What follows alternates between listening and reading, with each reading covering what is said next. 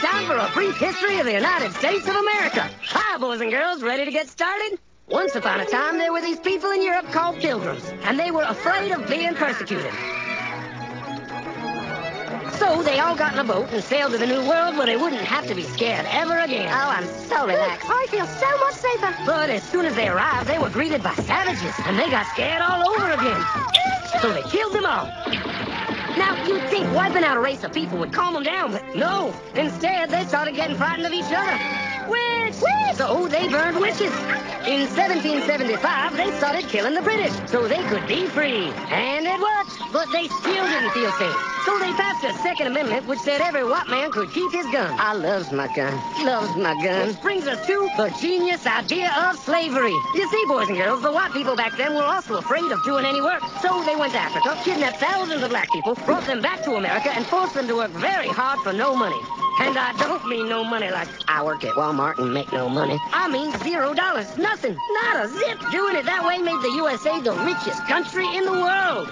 So did having all that money and free help calm the white people down? No way. They got even more afraid. That's because after 200 years of slavery, the black people now outnumbered the white people in many parts of the South. Well, you can pretty much guess what came next. The slaves started rebelling. There were uprisings, and old master's heads got chopped off. And when white people heard of this, they were freaking out and going, I want to live. Don't kill me, big black man.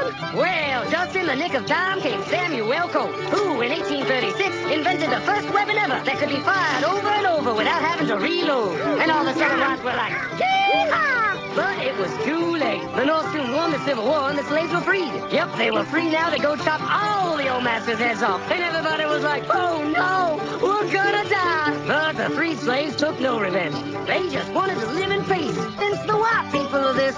So they formed the Ku Klux Klan. And in 1871, the same year the Klan became an illegal terrorist organization, another group was founded, the National Rifle Association. Soon politicians passed one of the first gun laws, making it illegal for any black person to own one.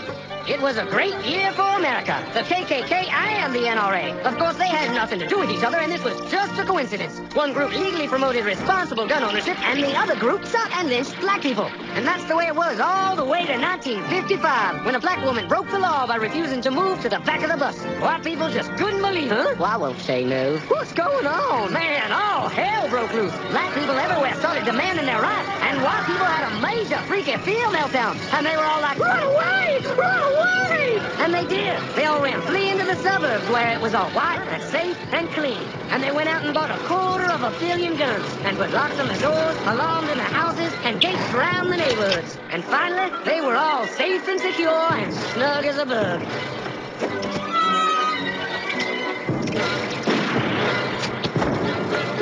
And everyone lived happily ever after.